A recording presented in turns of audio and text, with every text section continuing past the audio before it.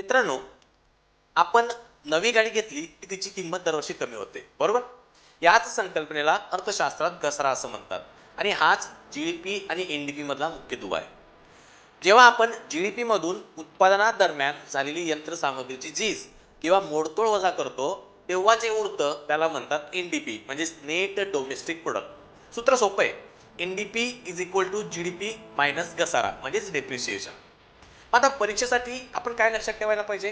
तर मुद्दा क्रमांक 1 म्हणजे नेहमीचा नियम. कोणत्याही देशाचा एन-डी-पी हा त्याच्या जी-डी-पी पेक्षा नेहमी कमी असतो, कारण घसारा कधीच शून्य नसतो. दुसरं वापर, देशातील यंत्रसामग्रीची झीज किती वेगाने होते हे समजून घेण्यासाठी एन-डी-पी वापरतात. तिसरा मुद्दा आहे दर.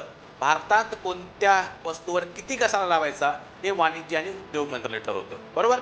सर, तर जर एखाद्या देशाचा एन-डी-पी आणि जी-डी-पी मधील फरक वाढत असेल, तर याचा अर्थ त्या देशातील भांडवली वस्तू जुन्या होत आहेत किंवा त्यांची झीज ही वेगाने होते.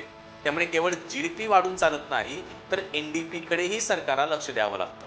थोडक्यात काय, तर एकूण मधून झीज वजा केली की निव्वळ उत्पन्न मिळतं. त्यामुळे अशाच अर्थशास्त्राच्या महत्त्वपूर्ण संकल्पनांसाठी अर्थसूत्राला नक्की फॉलो करा. धन्यवाद.